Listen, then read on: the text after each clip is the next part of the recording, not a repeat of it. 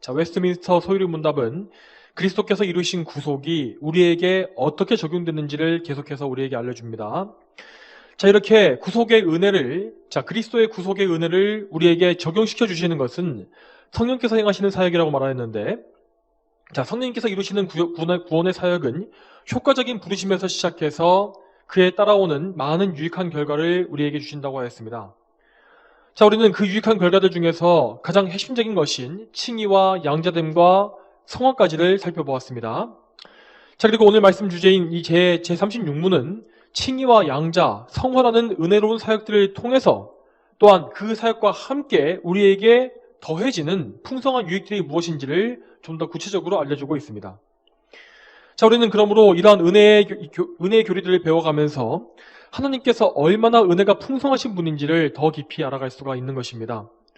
여러분, 하나님은 무한하신 분이시기 때문에 그분께서 베푸신 은혜 역시 무한합니다.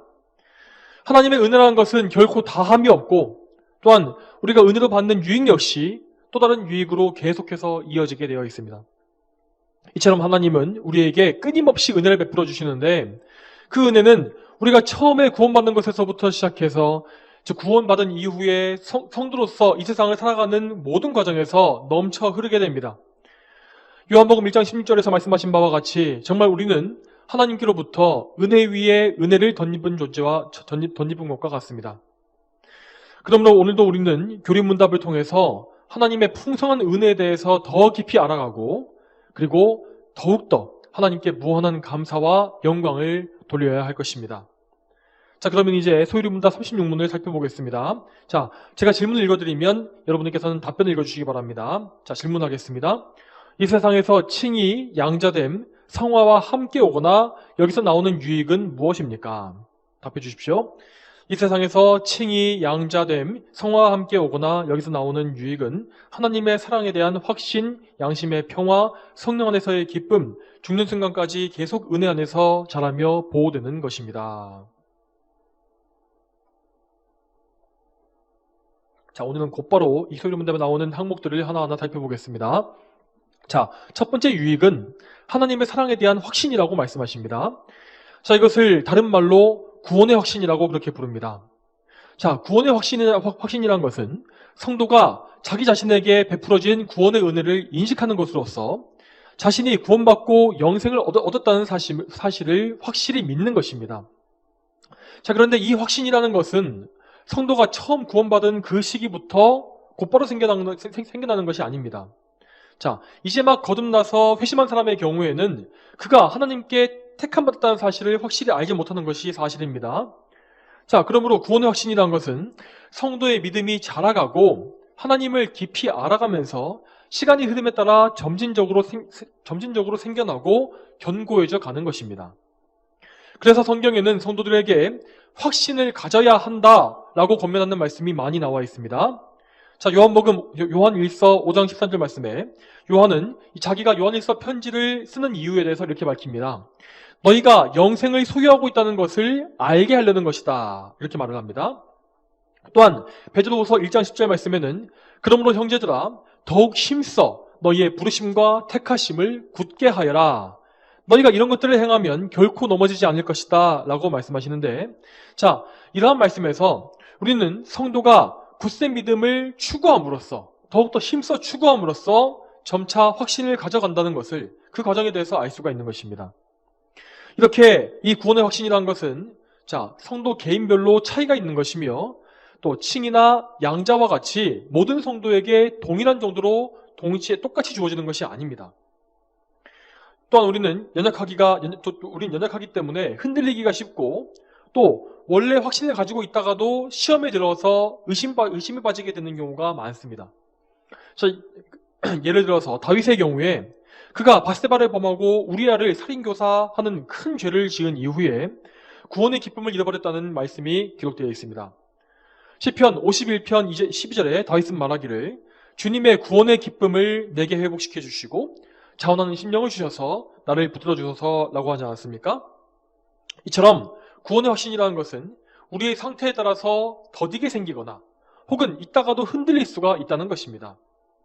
자, 그러므로 만일 우리의 구원이 우리가 가지고 있는 이 구원의 확신에 달려 있다면 우리 중에서 끝까지 견디고 영생에 이를 사람은 거의 없을 것이 분명합니다.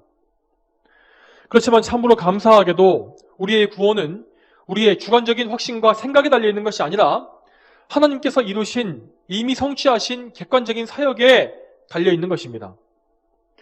성도는 하나님의 예정 안에 있으며 또 예수 그리스도 안에서 하나님과 은혜의 언약을 맺은 존재들입니다. 또한 하나님은 그렇게 예정하시고 언약을 체결하신 그 사람들을 그리스도를 통해서 구속하셔서 영원한 속죄와 완전한 의를 얻게 하셨습니다. 이렇게 하나님께서 이루어주신 구원의 선물은 성령님에 의해서 각 성도들에게 다 분명하게 주어졌고 그것이 바로 그들의 구원을 이루는 증거가 되는 것입니다. 그러므로 우리는 우리의 현재 상태가 완전하지 않을지라도 부족할지라도 그리스도의 완전한 의에 의지함으로써 하나님 앞에 담대히 설 수가 있습니다. 우리는 우리의 구원을 이루신 예수 그리스도를 근거로 해서 우리가 아닌 그리스도를 근거로 해서 우리 하나님의 사랑을 확신할 수가 있다는 것입니다. 자, 여러분, 그러하다면 우리에게 구원의 확신이라는 것은 가져도 되고 없으면 그만인 그런 것일까요? 그렇지 않습니다. 하나님은 그분의 자녀들을 다 사랑하시기 때문에 그들이 모두 다 하나님의 사랑을 확신하고 구원의 확신 가운데 기쁨의 삶을 누리기를 원하십니다.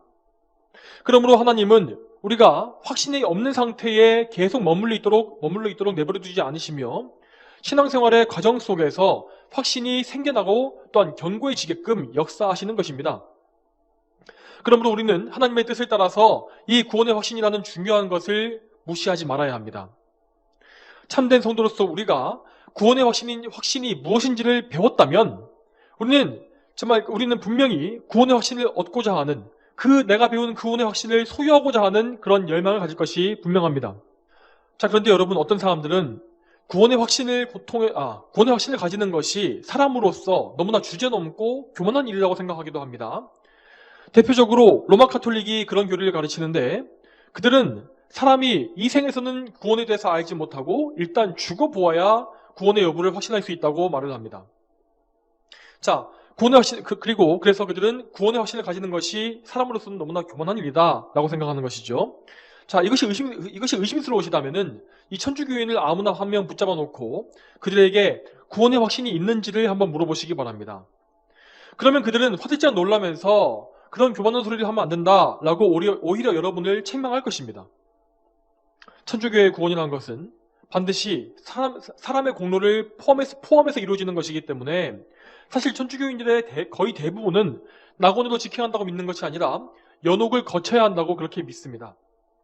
이처럼 천주교의 구원론은 대단히 불확실하기 때문에 이 천주교인들에게는 구원을 확신하고 하나님의 영광을 기뻐하는 그런 것이 있을래야 있을 수가 없습니다. 물론 로마 카톨릭 교인들은 자신들의 믿음이 겸손한 것이라고 그렇게 포장을 하곤 합니다. 그렇지만 그들의 교리는 하나님의 은혜를 대단히 욕보이는 잘못된 교리이며 또한 그리스도께서 이루어 놓으신 구속사역에 그분의 십자가에 침을 뱉는 것과 똑같습니다. 그러므로 성도 여러분, 언제나 성경의 거룩한 말씀을 따라서 여러분이 받은 구원을 더욱더 확신할 수 있게끔 힘쓰시기 바랍니다. 여러분이 그리스도 예수님을 참되게 믿으신다면 여러분은 이미 그분과 연합된 존재들입니다. 그리스도와의 연합은 우리의 옛사람을 그리스도와 함께 십자가에 못 박아 죽이고 또한 그분의 부활과 함께 새 사람으로 다시 살아나게 만들었습니다. 그러므로 우리는 그리스도께서 하늘에 오르심으로 말미암아 이미 취하신 영광을 그분과 함께 반드시 받게 될 것입니다. 그렇기 때문에 우리는 항상 우리의 죄와 연약함을 바라보는 것이 아니라 우리의 의와 생명이요 장차받을 영광이신 그리스도 예수님을 바라보아야 합니다. 그렇게 함으로써 그리스도를 바라봄으로써 우리는 구원의 확신을 굳게 하면서 기쁨으로 하나님을 섬기는 거룩한 성도로서 온전히 서갈 수가 있는 것입니다. 자, 다음으로는 양심의 평화가 무엇인지를 살펴보겠습니다. 자, 우리는 이 세상의 불신자들이 양심이라는 단어를 사용하는 것을 자주 볼 수 있습니다. 자, 이렇게 불신자들이 양심을 인식할 수 있는 이유는 하나님께서 그들의 마음속에 양심의 법을 새겨 넣어 주셨기 때문입니다. 그래서 모든 사람은 국적을 막론하고 그 안에 보편적인 도덕을 다 소유하고 있는 것입니다. 자, 그렇지만 죄인들의 양심은 그들의 양심이란 것은 이미 죄로 더럽혀지고 망가져버려서 하나님 앞에서 제대로 작동할 수가 없습니다. 또한 그들은 하나님께 지은 죄를 전혀 용서받지 못했기 때문에 하나님의 진노 아래에 있으며 그 때문에 무의식적인 죄책감을 계속해서 느끼게 됩니다. 그렇지만 그들은 그 죄책감을 하나님께 가지고 나가서 회개를 하는 것이 아니라 죄책감을 무마시키기 위해서 계속해서 또 다른 죄를 짓고 양심을 더 죽이는 그런 일들을 반복합니다. 이런 죄악된 일들이 평생에 반복되게 되면 마침내 그들의 양심은 완전히 망가져버려서 기능을 상실하게 되기 때문에 그들은 마침내 정말 완고해지고 뻔뻔스럽고 대담하게 악한 죄를 마음껏 저지르는 상태까지 가게 되는 것입니다. 성경에서는 이러한 죽은 양심의 상태를 가리켜서 화인 맞은 양심이다 라고 그렇게 부릅니다. 그렇지만 여러분, 반면에 우리 구원받은 성도들은 거듭남을 통하여서 양심 역시 새롭게 되살아난 사람들입니다. 우리는 예수 그리스도의 대속을 통해서 모든 죄의 빚을 다 탕감받았고 죄의 책임에서 자유를 누렸습니다. 그래서 우리에게는 하나님의 진노가 거두어진 것이며 또한 의롭다 하심을 얻었기 때문에 하나님과 영원한 화목의 관계에 들어가게 되었습니다. 이렇게 함으로써 성도의 양심은 깨끗하게 되었고 또한 하나님 앞에서 깨끗한 양심으로써 양심의 평화를 얻게 되었습니다. 자, 그렇지만 여러분, 우리 성도들 역시 여전히 우리 속에 죄성을 가지고 있기 때문에 때때로 죄로 인해서 양심의 평화를 잃어버리고 괴로움에 빠지는 경우가 있습니다. 자, 여러분, 이 성도가 죄를 짓는 것은 겉으로 보기에는 불신자가 죄를 짓는 것과 똑같아 보입니다. 그렇지만 그 양심 안에서 벌어지고 있는 일은 그 둘 사이에 엄청난 차이가 있습니다. 앞서 말씀드린 것처럼 불신자는 죄를 지을수록 양심이 무감각해지고 결국에는 그 기능이 완전히 사라지는 지경까지 이르게 됩니다. 그렇지만 반면 성도의 경우에는 죄를 지을수록 양심이 더욱더 자극받고 예민해져서 점점 더 괴로움이 커져가고 나중에는 마치 죽을 것만 같은 그런 고통을 당하게 됩니다. 성도는 거듭남으로 말미암아 양심이 새로워졌기 때문에 그들이 가진 죄에 대한 감각을 도저히 없앨래야 없앨 수가 없는 것입니다. 성도가 이렇게 죄 때문에 양심의 평화를 잃어버리게 되면 그는 그 자신의 양심에게 고소를 당하게 됩니다. 여러분, 우리는 때때로 죄를 짓고 넘어지게 되면 이런 생각이 들지 않습니까? 자, 누구야? 네가 이런 짓을 하고도 어떻게 뻔뻔스럽게 하나님의 자녀라고 말할 수가 있느냐? 정말 너는 너무나 쓸모없고 무가치한 자가 아닌가? 이럴 바에는 차라리 죽는 것이 더 나을 것 같다. 자, 여러분, 이런 생각들이 바로 우리 양심이 우리를 고소하는 내용들입니다. 또한 이런 상황에서는 마귀도 우리에게 다가와서 우리를 시험할 것입니다. 그는 성도가 가진 구원의 확신을 빼앗기 위해서 그의 마음속에 온갖 불신앙의 생각을 넣으려고 시도합니다. 실제로 이러한 마귀의 시험을 당할 때에 거듭나지 못한 표면적인 신자들은 교회를 떠나거나 믿음에서 멀리 후퇴해버리는 그런 경우가 너무나 많습니다. 여러분, 그러면 도대체 우리는 이러한 시험과 괴로움, 양심의 평화를 잃어버리는 이런 어려움을 어떻게 이길 수가 있겠습니까? 어떻게 해야 죄를 이기고 다시금 양심의 평화를 되찾을 수가 있을까요? 이번에도 우리는 또다시 우리 자신을 바라보는 것이 아니라 예수 그리스도를 바라보고 의지해야 합니다. 참된 성도는 자신의 구원이 자신이 지은 죄의 정도와 관계가 없이 오직 그리스도의 공로에 달려있다는 사실을 믿습니다. 그러므로 성도는 죄를 지어서 양심이 연약해질지라도 다시금 그리스도께서 이루신 놀라운 구속을 기억하면서 그분께 나아가게 되는 것입니다. 성도는 이러한 믿음을 가지고서 기도로서 예수님 앞에 엎드리게 되며 또한 그분께 죄를 회개하고 용서하심을 간구하게 됩니다. 또한 이런 가운데 성령께서는 그들을 도우셔서 참된 회개를 하게 하시는데 이 참된 회개라는 것은 반드시 이 죄에 대한 미움과 슬픔이 동반하는 것이며 또한 더 나아가서 죄에서 돌이키는 것 역시 반드시 포함하는 것입니다. 그리스도께서는 이렇게 성령님을 통해서 참되게 회개하는 성도들을 다 받아주시며 다시금 그들을 보혈로 깨끗하게 하시고 양심의 평화를 회복시켜 주십니다. 자, 여러분, 이제 다음으로 성령 안에서의 기쁨이 무엇인지를 살펴보겠습니다. 자, 이번에도 이 세상 사람들이 가진 기쁨에 대해서 먼저 살펴보겠습니다. 이 세상 사람들은 저마다 다양한 이유로서 기뻐하고 즐거워하는 것을 많이 볼 수 있습니다. 그들은 자신의 취향과 성격에 따라서 온갖 갖가지 유흥거리를 통해서 기쁨을 누리고 또한 인간관계 속에서 즐거움을 찾거나 또 명예와 권력이나 재물 등 자신이 원하는 것을 성취함으로써 기뻐하기도 합니다. 그렇지만 그들이 원하는 기쁨이라는 것은 하나같이 다 이 세상의 조건에 달려있는 것입니다. 따라서 그들의 기쁨은 그들이 기뻐하는 것들이 없어져 버릴 때 함께 없어지고 무너지는 것입니다. 그렇지만 우리 성도들이 누리는 기쁨은 이 세상이 변화하는 조건에 달려있지 않습니다. 우리는 성령 안에서 즐거워하게 되는데, 이 말은 우리가 성령님을 통하여서 성부, 성자 하나님과 동행함으로써 누리는 기쁨을 의미합니다. 다시 말해서 성도는 하나님 그분 자신을 기뻐하는 마음을 가지게 된다는 것입니다. 자, 물론 성도들 역시 여러 가지 이유 때문에 참된 기쁨을 잠시 잃어버리고 슬픔과 괴로움에 빠질 수가 있습니다. 여러분, 이 세상에 우리 뜻대로 되지 않는 일이 얼마나 많습니까? 자, 먼저 이 세상의 악한 죄인들의 모습은 우리를 항상 괴롭게 만들고, 또한 예기치 못한 사고나 손실이나 또 질병이나 또 죽음 등 이런 것들로 인해서 우리는 슬픔을 느낄 때가 너무나 많습니다. 여러분, 만일 이러한 슬픔을 우리 자신이 홀로 다 담당해야 한다면 우리는 슬픔과 괴로움 속에서 완전히 압도되어 무너지고 말 것입니다.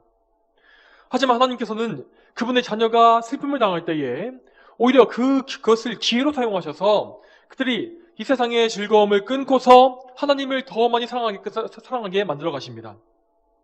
그래서 참된 성도들은 성화되어 갈수록 이 세상의 상황과 조건 때문에 슬퍼하는 일은 점점 더 줄어들게 되고, 또한 하나님으로 인해서 즐거워하는 일은 점점 많아지게 되는 것입니다. 우리는 이러한 현상을 우리 믿음의 선조들에게서 잘 확인할 수 있습니다. 대표적으로 성경 속에서 이 사도 바울의 경우에 그는 하나님의 사역을 하면서 정말 많은 고통과 괴로움을 당했지만 오히려 그 고난 가운데 기뻐하고 즐거워하는 모습을 많이 보여주었습니다. 사도행전 16장을 보게 되면 바울과 실라가 빌립보에서 복음을 전하다가 붙잡혀서 채찍을 많이 받고 감옥에 갇힌 사건이 나옵니다. 그들은 채찍질을 많이 당해서 온몸이 상처투성이가 된 상태에서 발에 족쇄까지 채워진 상태로 춥고 어두운 감옥에 갇히고 말았습니다. 여러분, 우리 같으면 이런 상황에서 어떻게 행동하겠습니까? 너무나 아파서 죽겠다고 신음을 하거나 또 서러워서 눈물을 흘리거나 또 하나님을 원망하는 말까지 하게 되지 않겠습니까? 그렇지만 바울과 실라는 그런 중에도 하나님을 찬송했다라고 되어 있습니다. 여러분, 또한 이 사건으로부터 약 10년 지난 후에 바울은 로마의 감옥에 갇힌 상태에서 빌립보서라는 편지를 기록했는데, 이 빌립보서는 우리에게 기쁨의 서신으로 잘 알려진 유명한 서신이 아닙니까? 그는 감옥에 갇혀 있으면서도 오히려 감옥 밖에 있는 성도들을 향해서 기뻐하라고 권면했습니다. 빌립보서 4장 4절에서 바울은 이렇게 말합니다. 주님 안에서 항상 기뻐하여라. 내가 다시 말하니 기뻐하여라. 그는 정말 빈말로 이런 말을 한 것이 아니라 정말 자기 자신이 기쁨으로 충만한 상태에서 그렇게 성도들에게 권면할 수 있었던 것입니다. 여러분, 성도가 고난 중에서도 얻게 되는 이러한 기쁨은 이 세상이 도저히 이해할 수가 없는 놀라운 기쁨입니다. 그렇기 때문에 불신자들은 이 성도들이 이렇게 환난 중에서도 기뻐하는 것을 볼 때에 우리를 광신자들이라고 비웃을 것입니다. 그렇지만 성도들은 결코 광신에 빠져서 기뻐하는 것이 아닙니다. 하나님께서 그들에게 정말 이 신령한 기쁨을 주시기 때문에, 하늘로부터 기쁨이 내려오기 때문에 그들은 고난 중에서도 이렇게 기뻐할 수가 있는 것이죠. 자, 물론 우리 성도들도 인간이기 때문에 슬픈 일을 당하면 많은 슬픔을 느낄 수밖에 없습니다. 그렇지만 우리는 슬픔의 눈물을 흘릴 때에 오히려 하나님을 더 간절히 찾게 됩니다. 그렇게 간절히 하나님을 찾고 구하는 가운데에 성도는 마침내 하나님을 발견하게 될 것이며, 그러면 그분이 주시는 위로와 도우심으로 인해서 마침내 기쁨을 누릴 수가 있습니다. 성도 여러분, 우리는 성도로 살아가는 동안에 우리가 많은 고난과 슬픔을 당할 것을 또 예견해야 합니다. 왜냐하면 우리는 예수님과 연합된 자들로서 이 세상에 사는 동안에 예수님께서 걸어가신 고난의 발자취를 따르게 되어 있기 때문입니다. 따라서 우리는 예수님을 따라가는 가운데 필연적으로 예수님께서 걸어가신 좁은 길을 걸어가게 되고, 또한 그분의 고난에도 동참하게 되어 있습니다. 그렇지만 우리는 우리에게 닥쳐오는 고난 중에서도 소망 없는 사람들처럼 슬퍼하지 말아야 합니다. 성경은 분명히 말씀하시기를 이 세상과 하늘의 그 어떤 피조물도 우리를 그리스도 예수, 우리 주 안에 있는 하나님의 사랑에서 끊을 수가 없다라고 말씀하십니다. 참으로 이 말씀처럼 그 어떤 슬픔이나 괴로운 일도 우리를 그리스도의 사랑에서 끊을 수는 없습니다. 그러므로 우리는 그 어떤 상황에서도 하나님의 놀라운 사랑을 생각하면서 늘 기뻐하고 즐거워할 수가 있는 것입니다. 자, 다음으로 소유리 문답은 은혜 안에서 자라가는 것을 가르칩니다. 자, 여러분 이 말씀처럼 하나님을 기뻐하고 즐거워하는 성도는 시간이 지나갈수록 영적인 성장을 이루어가게 되어 있습니다. 하나님은 성도들에게 허락하신 은혜의 수단들을 통해서 그들에게 영적인 양분을 공급하십니다. 자, 여기서 말하는 은혜의 수단이라는 것은 무엇입니까? 그것은 예배와 성경 말씀과 기도와 거룩한 찬송, 또 성도 간의 교제, 성례 같은 것을 말하는 것입니다. 성도들은 이렇게 하나님께 감사하는 가운데 은혜의 수단을 힘써 사용함으로써 영적으로 점점 자라갈 수가 있습니다. 그리고 이러한 영적 성장은 앞에서 살펴보았던 구원의 확신과 양심의 평화, 그리고 영적인 기쁨을 더욱더 증가시키게 될 것입니다. 그러므로 우리는 중생에서 다시 살아난 성도답게 제자리에 멈춰 있는 것이 아니라 계속해서 전진하면서 영적 성장을 추구해 가야 합니다. 우리의 삶을 더욱더 하나님의 영광을 위해서 전적으로 바쳐가며 모든 면에서 하나님께서 기뻐하실 만한 일들에 집중해 가야 하는 것입니다. 실제로 우리가 영적인 거성이라 부르는 과거의 신앙 선조들은 예배가 없이 다 영적인 성장에 대한 뜨거운 열심을 가진 인물들이었습니다. 이렇게 거룩한 열심을 내는 성도들을 하나님께서는 참으로 기뻐하시기 때문에 그들을 더욱더 빠르게 더 많이 자라가게 해주시는 것입니다. 여러분, 우리 역시 그들과 똑같은 열망을 품을 수 있어야 합니다. 자신의 영적인 성장이 더디다고 느끼시는 분들은 앞에서 제가 말씀드린 이런 은혜의 수단들을 열심히 사용하도록 힘쓰시고, 또한 매사에 하나님께 감사와 찬송을 올리기를 또한 힘쓰시기 바랍니다. 또한 여러분 안에 그리스도의 형상이 이루어져 가기를 바라는 마음을 가지십시오. 그리고 하나님의 거룩한 성품을 닮음으로써 그분께 영광 돌릴 것을 늘 소망하시기를 바랍니다. 자, 다음으로 오늘 소유리 문답의 마지막 항목인 성도의 견인이라는 교리에 대해서 살펴보겠습니다. 자, 우리가 가진 소유리 문답 문항에는 이것을 가리켜서, 이 견인 교리를 가리켜서 죽는 순간까지 은혜 안에 보호받는 것이다 라고 기록했습니다. 참고로 이 견인의 교리라는 것은 이 튤립이라 부르는 이 칼빈의 5대 교리 중에 마지막에 해당하는 교리이기도 합니다. 자, 여기에서 견인이라는 것은 굳을 견자에 참을 인자를 써서 굳게 인내한다라는 의미를 가집니다. 자, 그런데 이 인내는 우선적으로 우리의 인내를 말하는 것이 아니라 하나님께서 우리를 인내해 주시는 그 인내를 말하는 것입니다. 자, 이 말과 같이 하나님은 그분의 언약 안에 있는 모든 성도를 결코 버리시지 아니하시며 끝까지 보호해 주셔서 최종적인 구원까지 이르게 해주십니다. 여러분, 하나님은 전지전능하신 하나님이시기 때문에 모든 상황과 여건에 그분의 구원이 제약받지 않습니다. 하나님은 어떤 일이 있을지라도 성도들을 다 건져내실 수가 있고, 또한 어떤 상황에서도 그들의 믿음을 지켜내실 수가 있습니다. 하나님은 심지어 우리에게 닥쳐오는 악한 일들까지도 모두 다 합하여서 성도의 믿음을 지키고 오히려 더 성장시키는 선한 일에 사용해 주시는 것입니다. 성도는 이러한 하나님의 견인하심을 통해서 끝까지 믿음을 버리지 않고 신앙의 여정을 인내하며 완주해낼 수가 있습니다. 자, 그런데 이러한 견인의 교리는 이제까지 많은 사람들에 의해서 공격과 의심의 대상이 되어 왔습니다. 특히 아르미니안주의자들은 이 교리를 믿지 않기 때문에 구원이 중도에 취소될 수 있다고 그렇게 말을 하면서 성도들을 위협하곤 합니다. 물론 그들이 말하는 취지를 이해하지 못하는 바는 아닙니다. 그들은 견인의 교리가 성도들을 안일하게 만들어서 믿음의 싸움을 게을리하게 만들 것이라고 생각을 합니다. 그렇지만 그들의 우려와는 반대로 견인의 교리는 성도들에게 확신과 평안을 줌으로써 그들이 믿음의 전투에 더욱더 집중해서 잘 싸우게 하는 원동력이 되는 것입니다. 반면에 견인의 교리를 부정하는 것은 성도로 하여금 하나님의 은혜를 신뢰하지 못하게 만들고, 그래서 불안에 떨게 만드는 치명적인 오류를 낳게 되어 있습니다. 우리가 예정에 대해서 성경의 가르침을 바르게 이해한다면 성도의 견인 교리는 필연적으로 따라오게 되는 성경의 진리라는 것을 우리는 알 수가 있습니다. 물론 견인교대에 반대하는 사람들은 나름대로 성경의 근거를 들어서 신자가 믿음에서 탈락할 수도 있다는 주장을 펴니다. 그들은 대표적으로 가룟 유다의 예를 들곤 하는데, 그렇지만 실상 가룟 유다라는 인물은 표면적으로만 예수님의 제자였을 뿐 단 한 번도 구원받은 적이 없는 불신자였습니다. 요한복음 17장 12절 말씀에서 예수님은 가룟 유다를 가리켜서 멸망의 자식이라고 부르심으로써 그가 애초에 멸망당하기로 예정된 불신자였음을 명확하게 말씀하셨습니다.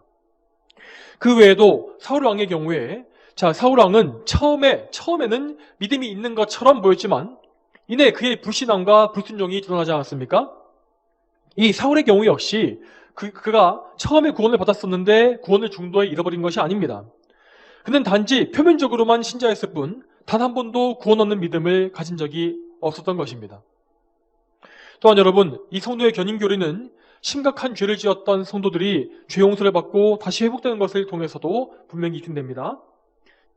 앞에서도 말씀드린 바 있었던 이 베드로와 다윗의 경우에 그들은 가룟 유다나 사울랑 못지않은 죄를 지었음에도 불구하고 하나님의 은혜를 입음으로써 끝까지 믿음을 지키지 않았습니까? 또 가장 극단적인 예로서 삼손의 경우에 그는 온갖 정욕에 빠져서 하나님의 사명을 다 내버리고 말았음에도 불구하고 하나님의 은혜로 말미암아서 오직 은혜로 말미암아 구원을 받았습니다. 그의 인생의 마지막에 삼손은 하나님을 굳게 믿는 믿음을 회복했고 나중에 히브리서 말씀에서도 믿음의 사람 중에 한 명으로 기록되지 않았습니까? 그렇지만 성도 여러분, 이 견인의 교리라는 것은 결코 신자들이 무슨 짓을 하든지 무조건 구원받게 된다라는 가르침을 우리에게 주는 것이 아닙니다. 참된 성도는 하나님을 두려워하는 마음을 가지게 되고 또한 죄를 멀리하게 되며 또한 죄를 어쩌다 지었을지라도 그 죄를 슬퍼하는 가운데 회개하게 되어 있습니다. 그러므로 만약 어떤 사람이 자기가 성도라고 말하면서도 예정이나 견인의 교리를 핑계로써 죄를 마음껏 지으려고 하는 그런 시도를 한다면 그것은 그 사람이 애초에 전혀 칭이나 양자됨, 성화와 같은 핵심적인 은혜를 잊지 못한 사람이라는 것을 증명할 뿐입니다. 그러므로 우리는 이러한 견인 교리를 바르게 이해하는 가운데에서 더욱더 거룩하고 경건한 삶을 살기 위해서 하나님 은혜 가운데 힘써야 합니다. 성도가 끝까지 보호받는 것은 전적으로 하나님의 은혜입니다. 하지만 우리는 동시에 그 은혜 안에서 끊임없이 선한 믿음의 싸움을 힘써 싸워가야 합니다. 우리는 믿음의 싸움 가운데 악한 원수 마귀로부터 많은 공격을 받을 것입니다. 하지만 우리는 그가 우리에게서 구원을 빼앗아갈 수 없다는 사실을 믿고서 용기를 낼 수가 있습니다. 사실 마귀는 우리의 구원을 빼앗기는커녕 우리에게 손끝 하나 댈 수 없다고 성경은 말씀하십니다. 요한일서 5장 18절 말씀에 이렇게 나와 있습니다. 하나님께로부터 나신 분이 그를 지키심으로 악한 자가 그를 손대지도 못한다. 이 말씀에서 말하는 바 이 하나님께로부터 나신 분은 곧 그리스도 예수님을 말씀하는 것입니다. 예수님은 십자가를 통해서 마귀를 이기셨고 또한 죽음의 권세까지도 이기셨습니다. 여러분, 이 세상에서 사망과 마귀의 권세보다 더 강한 권세가 또 어디에 있겠습니까? 그 가장 강한 권세를 꺾고 승리하신 예수님께서 그분 자신이 우리를 지켜주시는데 우리가 그렇다면 무엇을 두려워할 필요가 있겠습니까? 그러므로 성도 여러분, 우리가 예수 그리스도를 믿는 참된 믿음을 가지고 있다면 우리는 견인의 은혜를 굳게 믿을 수가 있습니다. 하나님의 견인하심 가운데 그분의 계획은 결코 취소되거나 변경되지 않으며 또한 실패하는 법도 없습니다. 우리는 우리의 구원이 오직 하나님께 있다는 이 믿음을 굳게 견지하는 가운데 오직 하나님을 기쁘시게 하는 거룩한 삶에 치중할 수 있는 것입니다. 여러분, 구원이 취소될 수 있다는 말은 그 누가 그 말을 할지라도 거룩한 성도의 길에서 우리를 이탈시켜서 넘어뜨리고자 하는 마귀의 거짓말입니다. 그런 비성경적인 주장에 절대 귀 기울이거나 속지 마시기를 바랍니다. 이제 말씀을 맺겠습니다. 성도 여러분, 우리가 살펴보았던 교리들은 이 구원에서 핵심적인 교리들은 아니지만 성도로서 반드시 알고 추구해야 할 중대한 교리들입니다. 우리가 이러한 교리들을 알지 못하고 또한 누리지 못한다면 우리는 절대로 안정된 신앙생활을 할 수가 없으며 또한 하나님을 풍성히 기뻐할 수도 없을 것입니다. 그러므로 언제나 하나님을 사랑하시고 그분을 기뻐하시기 바랍니다. 하나님을 기뻐하는 것은 말씀을 통해서 그분의 거룩한 성품을 알아가는 것이며 또한 기도로 그분과 동행하면서 그분의 성품을 실제로 경험해 가는 것입니다. 우리는 그렇게 지식과 경험을 통해서 하나님을 알아갈수록 그분에게 매료될 수밖에 없으며 하나님을 기뻐하는 마음 역시 더욱더 커져갈 수밖에 없습니다. 이렇게 하나님을 기뻐하게 되면 우리는 그분께로부터 많은 힘을 공급받아서 더욱더 능력 있는 성도의 신앙생활을 할 수가 있을 것입니다. 느헤미야 8장 10절 말씀에 말씀하시기를 하나님을 기뻐하는 것이 우리의 힘이 될 것이다 라고 말씀하셨습니다. 그러므로 우리는 항상 하나님을 기뻐함으로써 영적인 힘을 얻고 또 하나님을 영화롭게 하는 복된 삶을 살아가야 합니다. 성도 여러분, 항상 믿음의 확신을 추구하시고 또한 그 가운데 양심의 평화와 기쁨 역시 하나님께 구하시기 바랍니다. 또한 영적인 성장에도 힘쓰시고 하나님의 은혜 가운데서 끝까지 믿음의 인내를 이루어 가십시오. 자, 오늘 본문 말씀인 빌립보서 1장 6절 말씀을 마지막으로 읽어드리겠습니다. 자, 나는 너희 가운데서 선한 일을 시작하신 분께서 그리스도 예수님의 날까지 이루실 것을 확신한다. 이 말씀과 같이 하나님께서 우리 안에 이루신 선한 일들을 끝까지 완성해 주시고 또한 우리 모두를 영원한 영광까지 인도해 주실 것을 소망합니다. 함께 기도하시겠습니다. 거룩하신 아버지 하나님, 오늘도 이 토요일 문답의 이 거룩한 가르침을 통해서 교리를 통해서 우리가 하나님의 은혜 가운데서 사는 것이 무엇인지를 다시 한번 또 보게 하시며 감사드립니다. 하나님, 우리가 오늘 배운 말씀대로 참으로 우리가 더욱더 구원의 확신을 더 굳게 견지하도록 또 힘쓰게 하시고 또한 그 가운데에서 정말 양심의 평화와 또한 기쁨을 누리고 그리고 하나님의 은혜 가운데서 인내하는 그런 신앙생활을 굳게 해나갈 수 있도록 도와주시옵소서. 언제나 저희가 하나님을 풍성히 기뻐하는 가운데에서 하나님의 영광스러운 말씀을 기뻐하고 또 하나님을 기뻐하며 정말 하나님과 동행하며 하나님을 사랑하는 그런 거룩한 성도의 삶을 잘 살 수 있도록 저희를 인도해 주시길 원합니다. 저희를 이런 삶에서 이탈시키고자 하는 마귀의 모든 괴계로부터 저희를 보호하시며 늘 저희가 참으로 평안하게 하나님을 참으로 온전하게 섬길 수 있도록 늘 저희를 붙잡아 주시고 인도하여 주시옵소서. 감사드리며 예수님의 이름으로 기도 올립니다. 아멘.